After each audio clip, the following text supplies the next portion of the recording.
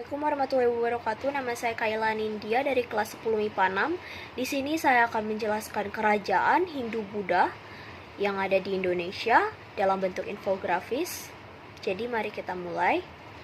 Kerajaan yang pertama adalah Kerajaan Sriwijaya. Kerajaan Sriwijaya menurut catatan sejarah berdiri sejak abad ke-7 Masehi dengan raja pertamanya yaitu Srijaya Nasa atau Srijaya Naga. Dapat disebut dua itu. Kerajaan ini bercorakan Buddha.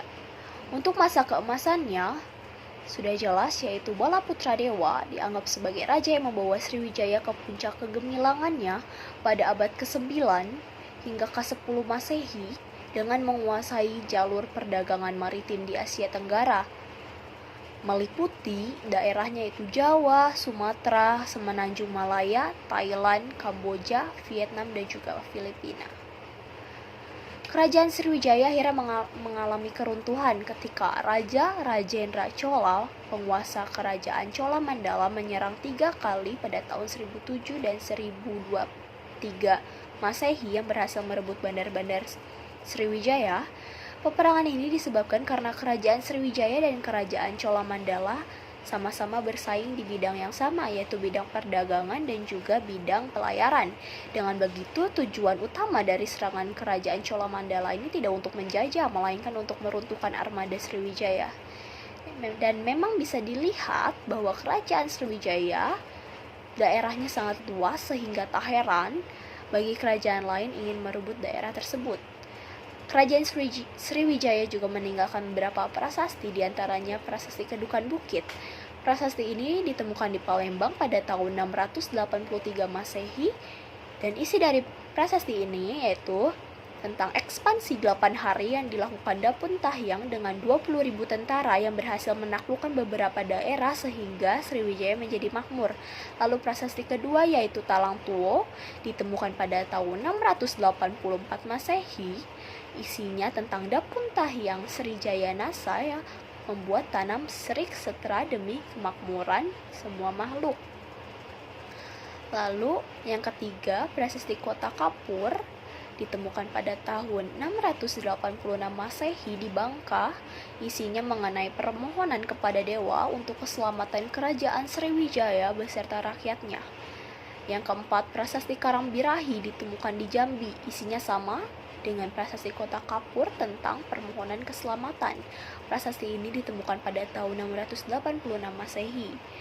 Yang kelima, prasasti Talang Batu. Prasasti ini ditemukan di Palembang namun tidak ada angka tahun yang pasti.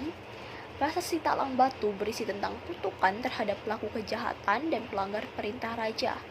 Yang keenam, prasasti Palas di Pasemah. Prasasti ini juga tidak ada tahun yang tepat. Ditemukan di Lampung Selatan yang berisi tentang keberhasilan Sriwijaya menduduki Lampung Selatan. Yang ketujuh atau yang terakhir adalah prasasti Ligor, ditemukan pada 775 Masehi di tanah Genting Kerak, menceritakan bahwa Sriwijaya di bawah kekuasaan Dharmasenta. Demikianlah pembahasan tentang kerajaan Sriwijaya. Mari kita lanjut ke kerajaan selanjutnya. Kerajaan kedua adalah Kerajaan Majapahit. Kerajaan ini berpusat di Jawa Timur, berdiri tahun 1293 hingga 1527 Masehi. Kerajaan ini bercorak Hindu dan dibangun oleh Raden Wijaya. Kerajaan ini akhirnya mencapai puncak kejayaannya menjadi kemaharajaan raya yang menguasai wilayah yang luas di Nusantara pada masa kekuasaan Hayam Wuruk yang berkuasa dari 1350 hingga 1389 Masehi, ditemani dengan menteri yang sama tangguhnya yaitu Gajah Mada yang terkenal dengan sumpahnya yaitu Sumpah Palapa, yang isinya dia tidak akan memakan palapa sebelum menyatukan Nusantara. Sumpahnya ini bahkan tercatat di dalam Pararaton. Masa keruntuhan Kerajaan Majapahit awal mulanya semenjak ditinggal oleh Raja Hayam Wuruk dan Mahapati Gajah Mada yang membawa Kerajaan Majapahit ke puncak gemilang tadi. Kemunduran Kerajaan Majapahit juga disebabkan karena perebutan kekuasaan oleh keturunan-keturunan Hayam Wuruk, ditambah pertikaian dan gempuran dari kerajaan-kerajaan Islam yang mulai bermunculan. Pada akhirnya runtuhlah kerajaan Majapahit pada pemerintahan Patih Udara yang bergelarkan Brawijaya ke-7. Kerajaan Majapahit ini juga meninggalkan beberapa prasasti, yaitu Candi Sukuh. Candi Sukuh merupakan salah satu candi peninggalan dari kerajaan Majapahit yang berlokasi di wilayah desa Berjo, Provinsi Jawa Tengah. Candi ini didirikan sekitar tahun 1437 Masehi dan termasuk sebagai candi yang memiliki bentuk piramid. Yang kedua adalah Candi Ceto. Bangunan ini berlokasi di wilayah Dusun Ceto, tepatnya berada di Desa Gumeng, Kecamatan Cinawi, Kabupaten Karanganyar, Provinsi Jawa Barat. Candi Ceto dibangun dengan gaya Hindu sehingga bangunannya sering digunakan sebagai pemujaan oleh penduduk dan peziarah Hindu. Lalu Candi Pari, bangunan ini berlokasi di wilayah Desa Pari, Kecamatan Porong, Kabupaten Sidoarjo. Sebagai peninggalan kerajaan Majapahit, candi ini dibangun untuk mengenang hilangnya seorang teman atau saudara perempuan adopsi dari putra Prabu Brawijaya dan istrinya yang saat itu menolak untuk tinggal di Istana Majapahit. Lalu keempat ada Gapura Wringin Lawang. Gapura ini berlokasi di wilayah Desa Jatipasar, Kecamatan Trowulan, Kabupaten Mojokerto, Provinsi Jawa Timur. Bangunan ini disusun dari bata merah yang tingginya mencapai 15,5 meter dengan ukuran 13 kali 11 meter. Pada masa itu, Gapura ini dijadikan sebagai gerbang untuk menuju ke kediaman dari Mahapati Gajah Mada. Bangunan ini juga diperkirakan didirikan sekitar abad ke-14 Masehi. Lalu Gapura Bajang Ratu. Gapura ini juga berlokasi di wilayah Desa Temon, Kecamatan Trowulan, Kabupaten Mojokerto, Provinsi Jawa Timur. Bangunan ini diperkirakan dibangun sekitar abad ke-14 Masehi. Menurut kitab Negara Kartagama, Gapura ini berfungsi sebagai jalan untuk menuju ke bangunan suci yang digunakan untuk memperingati meninggalnya Raja Jayanegara. Lalu Candi Jabung. Candi ini berlokasi di wilayah Desa Jabung, Kecamatan Paiton, Kabupaten Probolinggo, Provinsi Jawa Timur. Bangunan ini dibuat dari bata merah yang disusun sedemikian rupa dan masih tetap bertahan hingga saat ini setelah sekian tahun. Ketika melakukan lawatan untuk berkeliling wilayah Jawa Timur pada tahun 1399, diperkirakan Raja Hayam Wuruk pernah singgah di Pura Jabung ini untuk beristirahat. Sekian mengenai kerajaan Majapahit, kita beralih ke kerajaan selanjutnya. Baik, kerajaan selanjutnya adalah Kerajaan Pajajaran. Kerajaan Pajajaran adalah salah satu kerajaan Hindu yang letaknya di daerah Pulau Jawa, yakni berada di bagian Pulau Jawa bagian barat yang beribu kota di daerah Bogor. Diterangkan dari beberapa sumber menerangkan bahwa sejarah Pajajaran ini dibentuk pada tahun 1923 Masehi, yang mana kerajaan ini dibentuk oleh Sri Jayabupati yang sudah dikatakan dalam prasasti Sang Hyang Tapak. Masa keemasan Pajajaran juga sudah jelas pada masa pemerintahan Prabu Jayadewata atau yang lebih populer dengan sebutan Prabu Siliwangi. Prabu Siliwangi ialah merupakan seorang raja yang memiliki pengaruh tinggi di wilayah Tanah Sunda. Gelar atau julukan Siliwangi bukan berarti tidak memiliki arti tersendiri. Arti dari kata Siliwangi adalah orang yang mengambil alih Raja Wangi. Sampai detik ini menurut sejarah, banyak sekali mencatat raja yang mendapati julukan Siliwangi. Jadi sudah tidak heran apabila silsilah Prabu Siliwangi dapat dikatakan agak rumit. Raja Siliwangi ditetapkan sebagai raja yang diberikan gelar Sri Baduga Maharaja yang sangat dicintai oleh seluruh rakyatnya. Semasa pemerintahannya benar-benar ia membawa kerajaan Pajajaran untuk meraih masa kejayaannya. Di masa pemerintahannya juga Raja Siliwangi membawa kerajaannya mengalami perkembangan yang sangat pesat. Sri Baduga Maharaja atau Raja Siliwangi ini membuat suatu karya besar, yaitu sebuah talaga yang memiliki ukuran sangat besar dan diberi nama Maharena Wijaya, dan membangun sebuah jalan yang digunakan untuk pergi ke ibu kota Pakuan serta Wonogiri. Pajajaran mengalami masa keruntuhannya disebabkan oleh serangan Kesultanan Banten, yaitu Maulana Musuh telah memboyong Palangkas Sriman Sriwancana Singgasana Raja dari kerajaan Pajajaran ke Keraton Surosowan. Hal ini menandakan bahwa tidak akan ada raja lagi di kerajaan Pajajaran karena singgasana rajanya telah dipindahkan. Akhirnya kerajaan Pajajaran runtuh pada tahun 1579 dan Maulana Yusuf naik tahta sebagai penguasa kerajaan Sunda. Kerajaan ini meninggalkan beberapa prasasti, yaitu prasasti batu tulis, batu tulis merupakan salah satu peninggalan bersejarah dari Pajajaran yang terletak di daerah Kelurahan Batu Tulis, Kecamatan Bogor Selatan. Prasasti ini pertama kalinya diteliti oleh masyarakat Belanda sekitar tahun 1806 Masehi. Lalu yang kedua adalah prasasti Kebun Kopi II. Kebun Kopi II merupakan salah satu peninggalan bersejarah dari kerajaan Sunda Galuh. Keberadaannya tidak jauh dari tempat ditemukannya prasasti Kebun Kopi yang pertama. Namun sekitar tahun 1940 Masehi, prasasti tersebut hilang karena dicuri oleh orang-orang yang tidak bertanggung jawab. Sebelum prasasti ini dicuri, sempat diteliti oleh seseorang ahli. Yang ketiga adalah situs Karangkamulyan. Situs ini berada di wilayah Karangmulyan, Ciamis, Jawa Barat, sekaligus sebagai peninggalan dari Galuh Kingdom yang merupakan salah satu kerajaan yang menjadi penurun dari Pajajaran tadi. Sebagian besar objeknya yang ada di situs Karangmulyan ini adalah sebuah batu yang ditumpuk di atas tanah seluas 25 hektar. Sekian tentang kerajaan Pajajaran. Kita beralih ke kerajaan selanjutnya, yaitu kerajaan keempat. Keempat adalah kerajaan Kutai. Kutai, Kalimantan Timur, sebuah wilayah sangat penting bagi tonggak perjalanan sejarah bangsa Indonesia. Di tempat ini berdiri kerajaan Kutai, yang merupakan kerajaan pertama Nusantara dan didirikan oleh Raja Kudungga pada abad keempat dengan bercorak agama Hindu. Kutai ini akhirnya mendapat masa kemasan pada pemerintahan Raja Mulawarman. Hal ini karena beliau begitu bijaksana dan royal bagi hal-hal yang religius. Para Brahmana dihadiahi emas, tanah, dan ternak secara adil. Pengadaan upacara sedekah di tempat yang dianggap suci dan waprakeswara. Rakyat pun menghormati rajanya dengan menyelenggarakan kenduri demi keselamatan raja. Kebesaran Kerajaan Mulawarman tertuang dalam tulisan-tulisan pada tugu prasasti. Namun akhirnya kerajaan Kutai berakhir pada saat Raja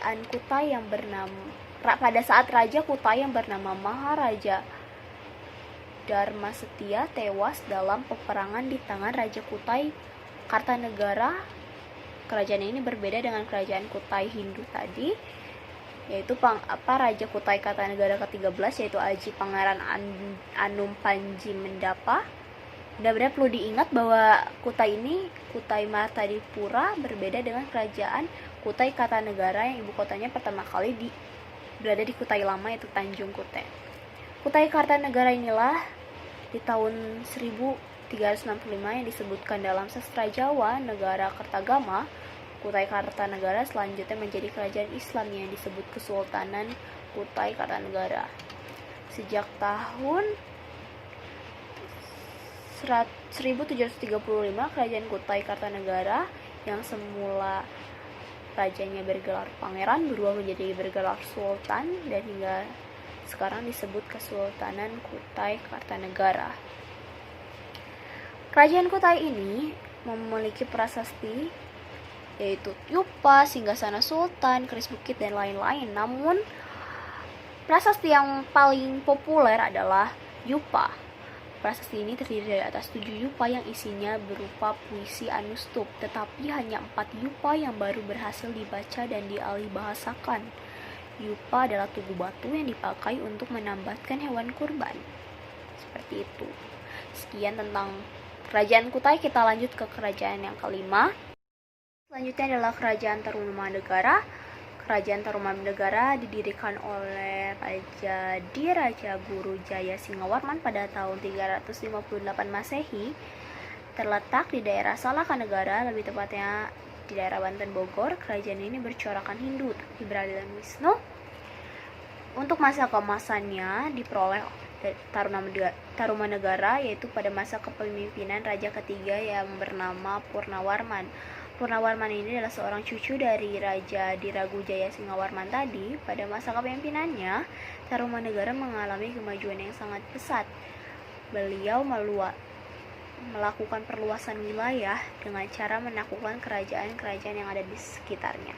Tidak hanya itu saja, Purnawarman juga membangun berbagai macam infrastruktur yang bisa mendukung perekonomian dari kerajaan tersebut. Salah satunya dengan cara menggali sungai Gomati dan Chandrabaga. Pada saat pembangunan dari kedua sungai tersebut, Raja Purnawarman selaku pemimpin dari kerajaan Tarumanegara memberikan sumbangan juga dan berkurban sekitar 1.000 ekor sapi. Dengan melakukan perluasan wilayah tersebut, kerajaan ini akhirnya mempunyai luas wilayah yang sebanding dengan luas wilayah Jawa Barat. Sehingga Raja Purnawarman sangat dikenal sebagai raja yang kuat dan juga arif bijaksana kepada seluruh rakyatnya. Namun akhirnya masa kemunduran pun datang. Runtuhnya kerajaan Tarumanegara ini karena adanya pengalihan kekuasaan dari Raja ke-12 Linggawarman kepada penantunya yaitu Tarusbawa. Jadinya pusat kerajaan Tarumanegara dialihkan ke kerajaannya sendiri di Sungai Gomati, yaitu bawahan salah satu anakan atau bawahan Tarumanegara, yang pada akhirnya Tarumanegara diganti dengan nama kerajaan lain dan tidak dilanjutkan gitu dengan nama kerajaan Tarumanegaranya. Seperti itu. Lalu terdapat beberapa peninggalan bersejarah juga dari Tarumanegara ini, yaitu pertama Prasasti Ciarutan. Prasasti Ciarutan ini atau Prasasti Ciampea ditemukan di tepi Sungai Ciarutan. Prasasti tersebut menggunakan huruf Palawa dan bahasa Sanskerta yang terdiri dari 4 baris disusun dalam kebentuk soloka dan metrum understood. Lalu yang kedua adalah Prasasti Jambu. Prasasti Jambu atau Prasasti Pasir Koleangkak ditemukan di Bukit Koleangkak di perkebunan jambu sekitar 30 km sebelah barat Bogor. Prasasti ini juga menggunakan bahasa Sanskerta dan huruf Palawa, serta terdapat gambar telapak kaki yang isinya memuji pemerintahan kerajaan.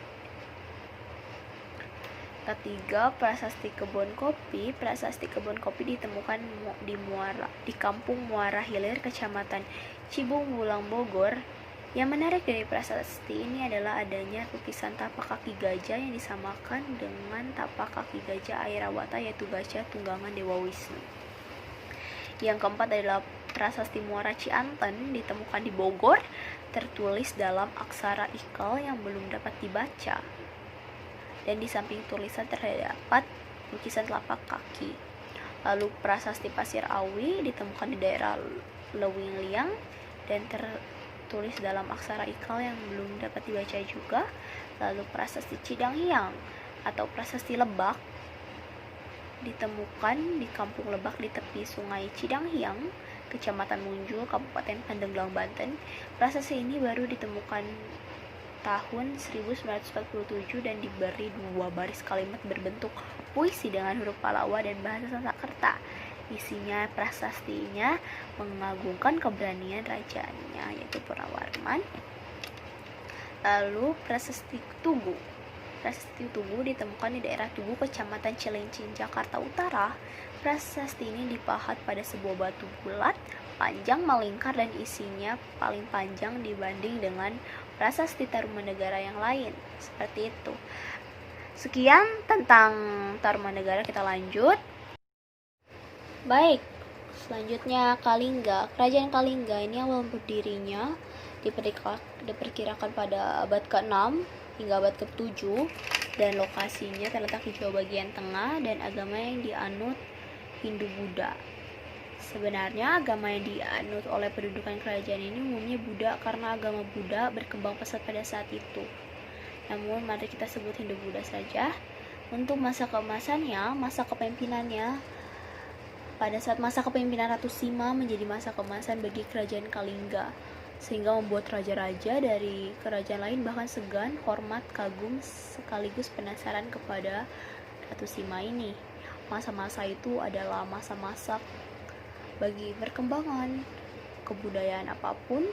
Agama Buddha juga berkembang secara harmonis, sehingga wilayah di sekitar kerajaan Ratu Sima juga sering disebut Bihyang, atau tempat bersatunya dua kepercayaan Hindu dan Buddha. Ratu Sima ini handal dalam bercocok tanam. Ia mengadopsi sistem pertanian dari kerajaan kakak mertuanya, yaitu ia merancang sistem pengairan yang diberi nama Subak. Kebudayaan baru ini yang kemudian melahirkan istilah tani bala, atau masyarakat yang mengolah mata pencahariannya dengan cara bertani atau bercocok tanam. Namun masa kejayaan kerajaan Kalingga tidak berlangsung lama disebabkan akibat Ratu Sima meninggal dunia dan digantikan dengan keturunannya. Mulai saat itu sudah terlihat tanda-tanda kehancuran. Puncaknya pada saat terjadi serangan dari kerajaan Sriwijaya, sehingga jalur perniagaannya direbut dan rakyat Kalingga harus mengungsi ke pedalaman Pulau Jawa. Kerajaan Kalingga ini memiliki beberapa prasasti, salah satunya Candi Angin. Candi Angin ditemukan di Desa Tempur, Kecamatan Keling, Kabupaten Jepara, Jawa Tengah. Karena letaknya yang sangat tinggi, jadi disebut berangin, namun boleh dikatakan tidak roboh juga, tertiup angin, sehingga memang dinamakan Candi Angin. Lalu yang kedua adalah Prasasti Tukmas. Prasasti ini ditemukan di lereng barat Gunung Merapi di Dusun Dakawu, Desa Lebak, Kecamatan Gerabak, Magelang, Kabupaten Magelang, Jawa Tengah. Prasasti ini ditulis menggunakan huruf Pallawa dalam bahasa Sanskerta. Isi prasasti menjelaskan mengenai mata air yang amat bersih dan jernih. Sungai yang mengalir dari sumber air tersebut diibaratkan sama dengan Sungai Gangga di India. Terdapat gambar-gambar lambang Hindu seperti keong, kendi, trisula, cakra, bunga teratai, dan kapak di dalam prasasti ini. Lalu Prasasti Sojomorto. Prasasti Sojomorto ditemukan di Desa Sojomorto, Kecamatan Reben, Kabupaten Batang, Jawa Tengah. Prasasti ini menggunakan aksara Kawi dalam bahasa Melayu kuno. Diperkirakan prasasti ini telah ada sejak abad ke-7. Selanjutnya yaitu Candi Bubrah. Candi Bubrah merupakan candi Buddha yang berada dalam kompleks Candi Prambanan, tempatnya di antara percandian Roro Jongrang dan Candi Sewu. Candi ini ditemukan di Duku Bener, Desa Bugisan, Kecamatan Prambanan, Kabupaten Klaten, Provinsi Jawa Tengah. Candi ini diperkirakan sebetulnya memiliki ukuran 12 meter x 12 meter, namun yang tersisa dari candi ini hanyalah runtuhan setinggi 2 meter saja. Disebut Candi Bubrah karena candi ini ditemukan dalam keadaan rusak, yang dalam bahasa Jawa adalah bubrah. Seperti itu.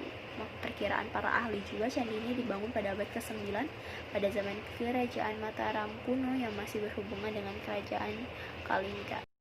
Selanjutnya adalah Kerajaan Bali. Sesuai namanya, Kerajaan Bali terletak di Pulau Bali yang berada di sebelah timur Provinsi Jawa Timur. Kerajaan ini berdiri sekitar abad ke-8 hingga ke-14, bercorak agama Hindu. Kerajaan Bali mencapai masa keemasannya pada saat pemerintahan Dharmaudayana atau Darmodayana, karena pada masa pemerintahannya, selain sistem pemerintahannya semakin jelas, Darmodayana juga memperkuat hubungan kerajaannya dengan mengawinkan Darmaudayana dengan Mahendrata, putri Raja Makutawang Sawardana dari Jawa Timur. Hal tersebut membuat akhirnya kerajaan ini semakin kokoh untuk memperkuat kedudukan kerajaan di antara Pulau Jawa dan Bali. Keruntuhan kerajaan Bali disebabkan oleh siasat dari Mahapati Gajah Mada yang pada waktu itu sedang memperluas ekspansinya ke Nusantara. Sesuai dengan Sumpah Palapanya tadi, dia ingin mempersatukan Nusantara di bawah kerajaan Majapahit. Awalnya, ia mengajak Raja Bali untuk berunding mengenai penyerahan kerajaan Bali ke tangan kerajaan Majapahit. Karena itu Patih Kebo Iwa, yaitu patih kerajaan Bali, dikirim ke Majapahit untuk perundingan damai. Namun sesampainya di sana, Kebo Iwa dibunuh tanpa sepengetahuan kerajaan Bali. Lalu Majapahit mengirim Majamada untuk berpura-pura mengajak berunding, namun kemudian ia membunuh Raja Gajah Waktra sehingga kerajaan Bali berada di dalam tangan kerajaan Majapahit. Prasastinya itu ada Prasasti Belanjong, Prasasti Panglapuan, Prasasti Gunung Panulisan, Prasasti Peninggalan Anak Bungsu, Candi Padas di Gunung Kawi, Pura Agung Besakih, Candi Mengening, dan Candi Wasan. Lalu, kehidupan sosial budaya dari kerajaan Bali memiliki struktur masyarakat yang berkembang, yang didasarkan pada hal sebagai berikut, yaitu sistem kesenian. Kesenian yang berkembang pada masyarakat Bali kuno dibedakan atas sistem kesenian keraton dan sistem kesenian rakyat. Lalu ada sistem kasta, catuwarna sesuai dengan kebudayaan Hindu di India. Pada awal perkembangan Hindu di Bali, sistem kemasyarakatan juga dibedakan dalam beberapa kasta. Namun untuk masyarakat yang berada di luar kasta disebut budak atau njaba. Lalu ada sistem hak waris, pewarisan harta benda dalam suatu keluarga dibedakan atas anak laki-laki dan anak perempuan.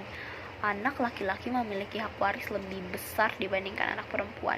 Lalu agama dan kepercayaan.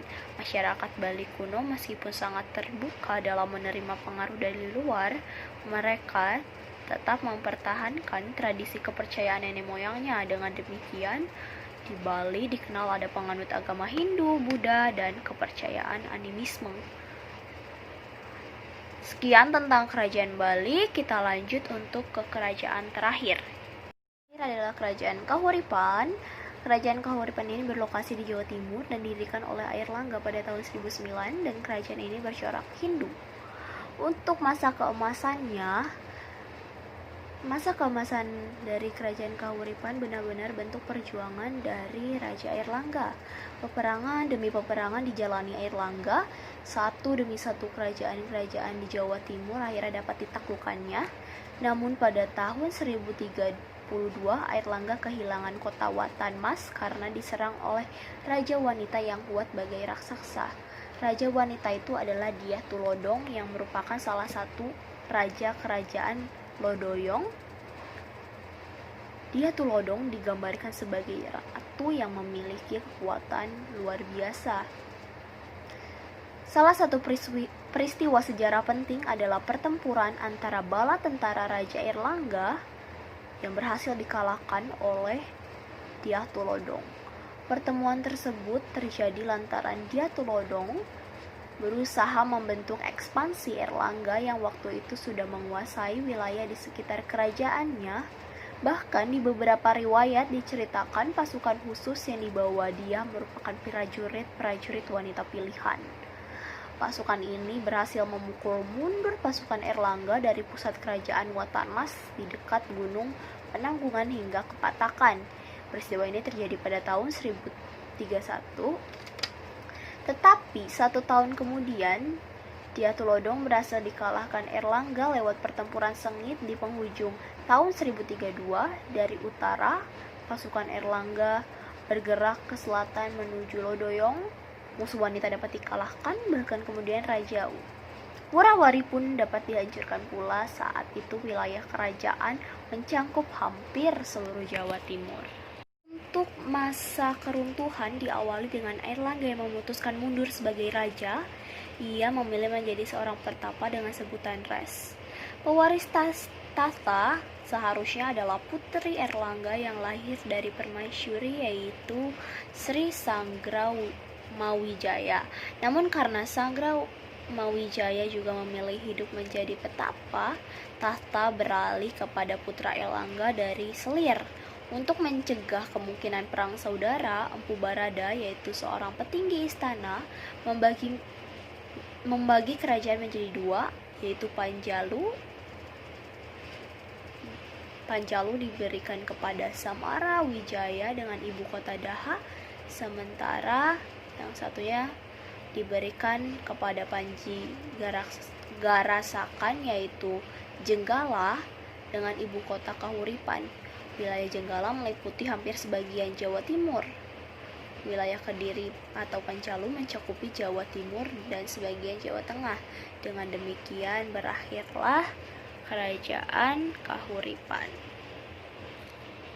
Dan salah satu peninggalan atau prasastinya adalah Gua Selomangleng, Candi Jala Tunda, Peti Laksana Air Langga, Banyu Biru, Candi Jawi, dan Candi Belahan. Sekian tentang Kerajaan Kahuripan sebagai kerajaan terakhir. Sekian dari saya, mohon maaf atas segala kesalahannya dan kekurangannya. Terima kasih atas perhatiannya. Wassalamualaikum warahmatullahi wabarakatuh.